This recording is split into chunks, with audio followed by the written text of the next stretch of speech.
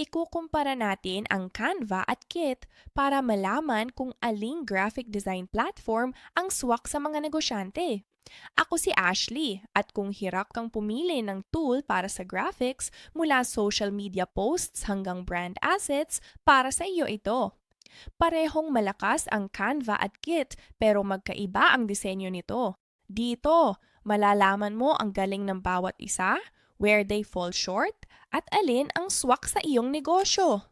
Silipin natin ang dalawang platforms.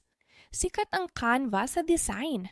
Isa itong online platform na may drag and drop editor at libo-libong template para sa kahit anong kategory. It has grown tremendously over the years at kilala bilang beginner-friendly. Gamit ang Canva, makakagawa rito ng social posts, presentasyon, printables, mockups, marketing graphics, at iba pang kailangan ng iyong brand. Bago namang Kit sa design, pero sikat na ito dahil focus nito ang creative artistry, typography, and vector graphics. May templates at tool din ito, pero mas kontrolado nito ang text effects, layout at style. Habang abot kaya ang Canva, mas focus ang Kittle toward users who wanna stand out with designs that really feel less generic at mas artistic. Check natin ang key features at ikumpara ang dalawa. Ang strength ng Canva ay nasa lawak ng template library nito. Kailangan mo man ng Facebook ad, business card o thumbnail sa YouTube o kahit resume, malamang na may template na ready ang Canva. The variety is one of its biggest selling points, and for entrepreneurs who need to move quickly, pwede kang magsimula sa magandang days instead of a blank canvas. Sa kabilang banda, mas kaunti ang template ni Kittle pero bawi naman ito for its uniqueness. Maraming Kittle templates ang focus sa creative typography, vintage poster designs, or layouts that feel distinct from the more cookie-cutter templates sa iba. Kung ikaw ay negosyanteng gustong mapansin sa graphics, Kittle's more stylized starting points might be appealing. Susunod ang pag-customize and creative effects. Sa Canva, madaling palitan ang fonts, kulay, at layout gamit ang background remover, gradients, at text effects. Dahil dito, kahit ang mga first-timers ay makakagawa ng pro-level na disenyo sa loob lamang ng ilang minuto. Pero, may mas advanced na option ang Kittle dito. It shines with its text effects at vector-based tools. Halimbawa, pwedeng i-warp ang text and layer shadows or apply textures that give your designs more depth. Dahil dito, mas sulit ang Kittle sa branding o mga disenyong focused sa typography. Sa mga logo, poster o damit, mas flexible ang Kittle kaysa sa Canva. Next is ease of use. Ease of use is where Canva has always excelled. Malinis ang interface, simple, at kahit mga baguhan ay makakagawa agad ng maayos na design sa loob ng ilang minuto.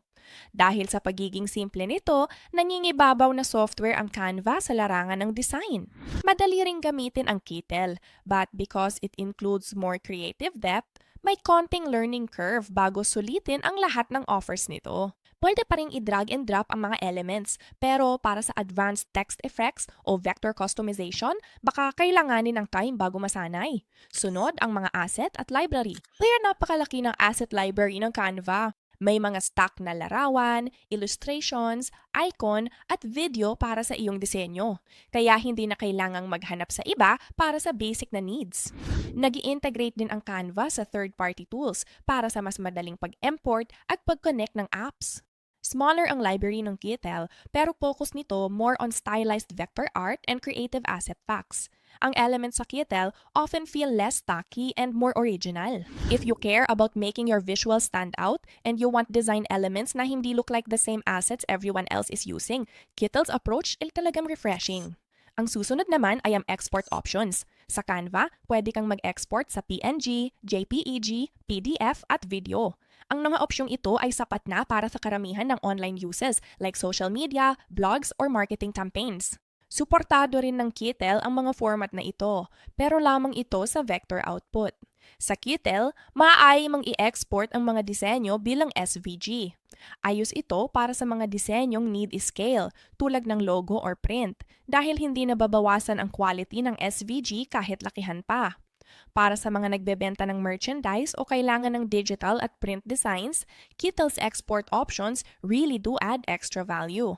Tignan natin ang pros at cons ng bawat isa, simula sa Canva. The biggest advantage of Canva is its massive template library and beginner-friendly interface. Mabilis makakagawa ang negosyante ng mga disenyo for virtually any purpose without needing design experience. Meron din itong strong ecosystem ng integrasyon at napakalaking free library asset. Ang daming gamit ng Canva, from social posts, presentations, graphics, hanggang product mock-ups. Ang downside lang is minsan nagmumukhang common yung designs kasi ang daming gumagamit ng same templates. Limited din siya sa advanced creative effects at vector control. Sa free plan, may limit sa export size, assets, at may watermark din. Kapag mas stylized yung gusto mong gawin, mararamdaman mo yung limitations ng Canva. So ayun, check naman natin ang Kittle. Sa Kittle, lakas niya ang typography at vector design. Mas kontrolado yung text effects at layers, kaya mas polished yung result ng graphics mo. Mas artistic din yung asset packs compared sa Canva, lalo na kung gusto mo ng kakaibang visuals. Yung SVG export niya, swak for professional printing at merchandise. Overall, ang Kittle ay mas easy gamitin sa pagdisenyo without requiring the complexity of professional software like Illustrator. Medyo limitado ang template library ng Kittle, kaya baka hindi mo mahanap ang eksaktong format na gusto mo. Mas komplikado ang advanced features nito kumpara sa Canva. Mas mahal din ito para sa mga premium asset. Dahil limitado ang workflow integration ng Kittle, hindi ito kasing bilis ng Canva. Ngayon, alin ang mas sulit para sa iyo? Kaya Canva ang best choice para sa mga newbies na kailangang gumawa ng maraming graphics. Kung habol mo ay bilis, ito ang tool para sa mga negosyanteng hindi bihasa sa disenyo at ayaw ng nakakapagod na proseso. It also works well if you're part of a team and need to collaborate on designs dahil sa brand kits ng Canva. Para sa pangkalahatang gamit mula presentasyon hanggang social posts, Canva ang mas ayos na piliin. Pero kung focus mo ang control at branding, mas okay ang Kittle. If you want your visuals to stand out from the crowd, malaking tulong ang typography effects at vector tools ng Kittle. Mainam ito para sa mga print design merchandise o mga scalable vector graphics. Para sa entrepreneurs who care about creative experimentation, artistic flair, or developing a distinct brand style, will likely find Kittle as a more inspiring platform. Check natin ang presyo for each and do a little walkthrough. Para makapagsimula sa Canva, may link kami sa ibaba. You can get access to a 30-day free trial on the Pro plans. May libre silang plan kung saan marami kang magagawa, pero limitado ang storage. Walang magic tools at mas kaunti ang mga template. But they still have a bunch of templates you can use, and you can use the drag and drop editor, but you are just limited on things like I said, where all of the templates, you'll get access to more graphics with the Pro plan, background remove, meron silang bunch of magic tools, and you get more storage. Ang Canva Pro ay $120 per year para sa one. Ang Canva Themes naman ay $100 kada tao taon-taon, sa minimum na 3 tao. Kasama rito ang lahat ng nasa Pro, pati ang brand consistency, approvals, at centralized assets para sa real-time collaboration ng team. Meron ding mga AI admin tool at higit pa. Kaya may enterprise plan sila, but you do have to contact them directly. This is to centrally manage multiple teams and brands. Mainam ito para sa single sign-on, content control, mga templates at custom apps. Mag-book lang ng demo o kontakin ang sales. Maaari ka ring mag-trial ng Pro at Teams gamit ang link sa ibaba. Ngayon, para sa pricing ng Kittle. May libreng plano rin sila, kaya may access ka sa 5 projects, professional na templates, 100 AI images, and 1 million photos, graphics, fonts, etc. May Pro plan din sila na $10 per buwan taon-taon o $15 buwan-buwan if you pay monthly.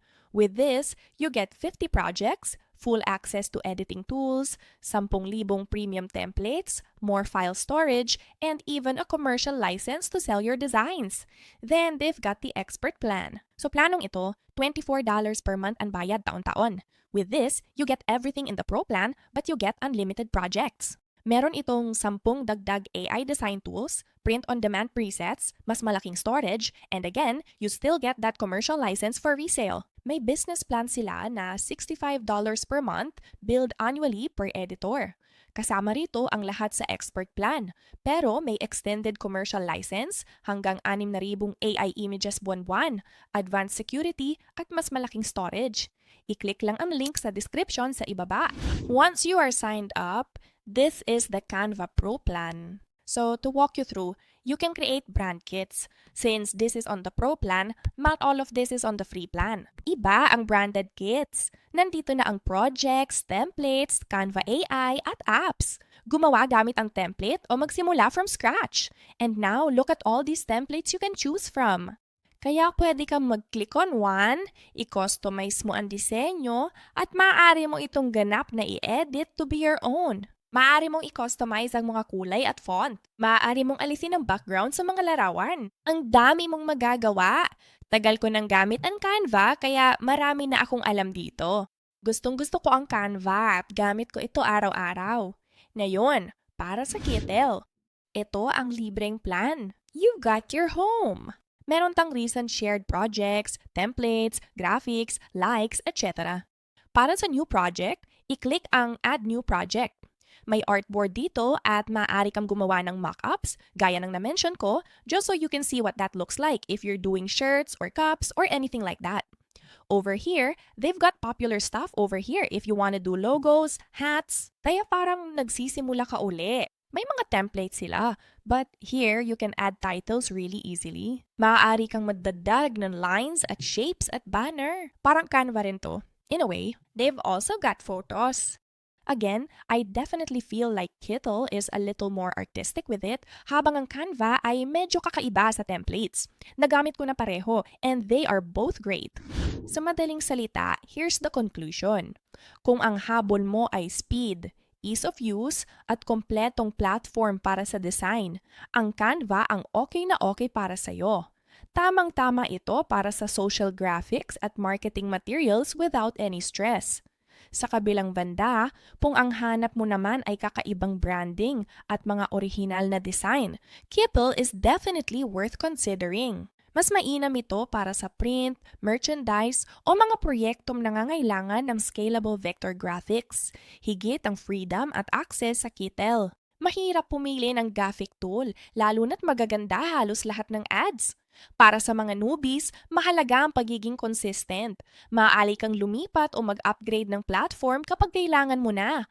But starting with the right tools for your goals is gonna save you time and stress. Kung gusto mong subukan ang Canva, may 30-day free trial ang Pro plans. Nasa ibaba ang link para dito at sa Kittel para simulan ang libreng plano. I do want to mention that these are affiliate links, which means we may earn a small commission at no extra cost to you.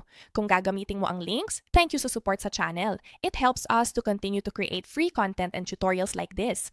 This channel is dedicated to helping entrepreneurs find tools that actually work without overcomplicating your business. Kung nagustuhan mo ang video na ito, i-like at mag-subscribe na. Mag-comment lang sa ibaba dahil gusto naming marinig ang iyong opinion. Salamat sa panonood and I'll see you in the next video.